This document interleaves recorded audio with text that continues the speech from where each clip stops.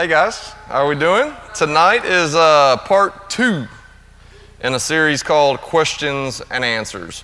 If you missed part 1, you can go to my Facebook page. It's uploaded on there. If you don't have internet, come to me and say, I want a copy of part 1 so I can know like everything you're talking about, and I will bring you a copy next Wednesday, all right?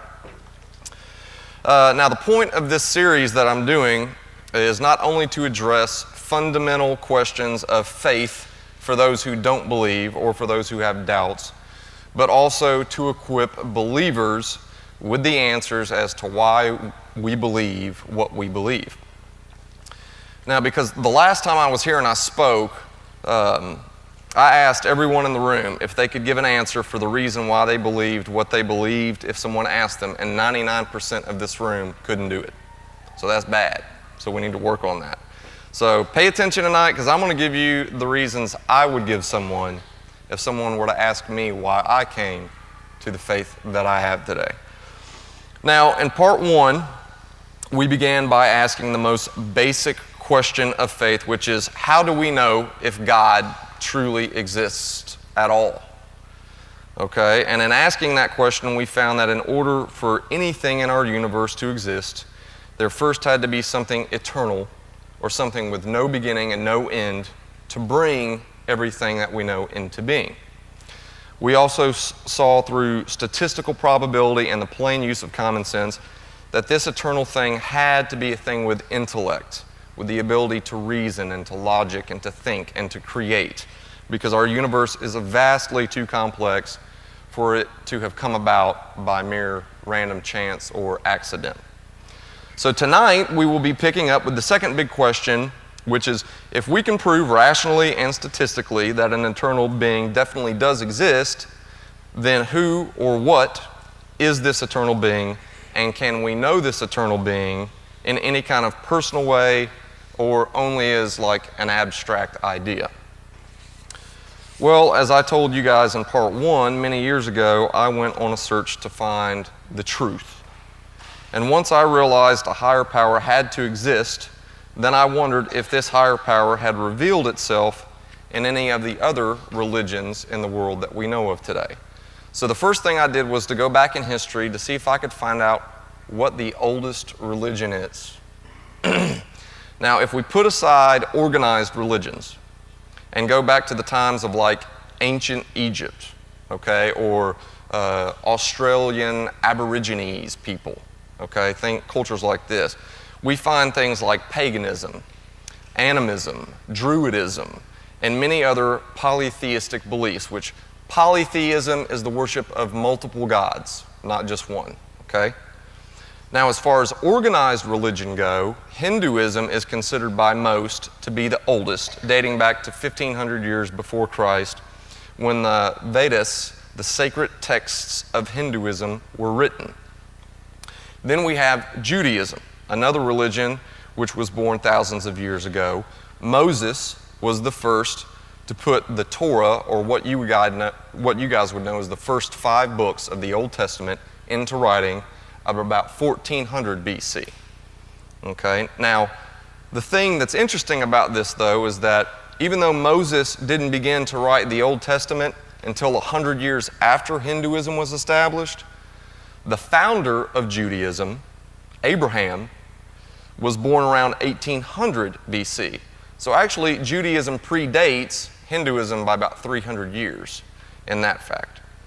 So I started looking at these ancient practices of things like paganism, animism, druidism, and what I found about all these things is that for the most part, they either worshipped the sun or the moon, or they believed spirits inhabited familiar objects in nature, or they made up gods for different things like war and fertility, or they made little idols, little carved statues, and worshipped them as the like physical, something that they could see physically to represent this god that they worship.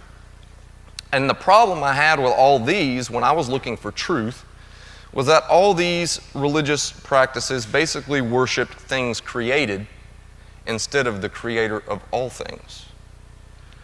So I began to look into Judaism a little more, and Judaism is the oldest monotheistic religion, which monotheism is the worship of a single God. one God. Now, in Judaism, not only did God reveal himself as the one true God, creator of all things, to a man named Abraham, but God also proved to Abraham that it was truly God speaking to him, and it wasn't just all in Abraham's mind. Because as you can imagine, a lot of people could go, man, Abraham's just crazy. He's hearing voices, he's seeing visions, and y'all just going to take his word that God's just speaking to him and saying do this and do that. But God performed great miracles and gave predictions of future events that came to pass, not only to Abraham, but to Abraham's followers as well, so that they could all know it was truly God revealing himself to them and not just some man-made invention like all the polytheistic religions before. So at this point in my little search, I obviously knew that between the polytheistic religions such as paganism or the monotheistic religion of Judaism, I was going to have to go with Judaism, simply because now here's a faith that worships the creator of all things rather than worshiping mere things. So I studied Judaism even more, and I found out that Abraham was a direct descendant of Noah, who was a direct descendant of Adam and Eve. And I started to realize that all these polytheistic religions like paganism came about because man had lost relationship with God after the flood. Stories about God had been carried down from Noah and his descendants, but eventually, along the way, they became convoluted with man-made stories and ideas. It's like these pagan people grew up hearing stories that there was this God, and they would look up in the sky and say, well, you know, obviously we know when we see the stars and the moon and the sun and all these things, obviously we know that no man could have done all this. It had to take something bigger and greater to create it all. So they had a knowledge of something, but because of sin, the relationship with God became further and further, and the truth became more and more lost and convoluted. So now God, seeing that his people had forgotten who he really was once again revealing himself to mankind through the person of Abraham, so that through him, man could once again know God as he really is and begin to have relationship with him again as it was before the flood.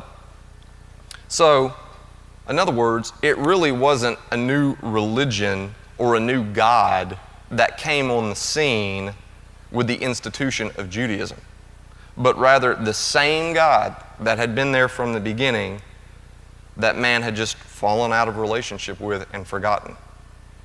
And because of this, obviously man tried in vain on his own to find God in nature and idols and creation, but without God revealing himself to us directly, we could never be able to have true relationship with him as Adam and Eve did in the beginning. Thus, out of God's desire for us to truly know him and his nature, he revealed himself to us through Abraham, and his true nature to us through the law given to Moses on Mount Sinai. Now, my search for truth rather, didn't stop here, but we're going to continue my little search the next time when we will discuss how God continued to reveal himself, not just in person through Abraham, not just his holiness through the law given to Moses, but also he revealed his love and plan of salvation for us sinners through the person of Jesus Christ. And we'll also see what sets Jesus apart from all the other major religious figures like Muhammad, the founder of Islam, Joseph Smith, the founder of Church of Latter-day Saints, the Mormons, Siddhartha, something like that, Gautama, the founder of Buddhism. And we will ask, did God reveal himself through any of these other religious figures as well?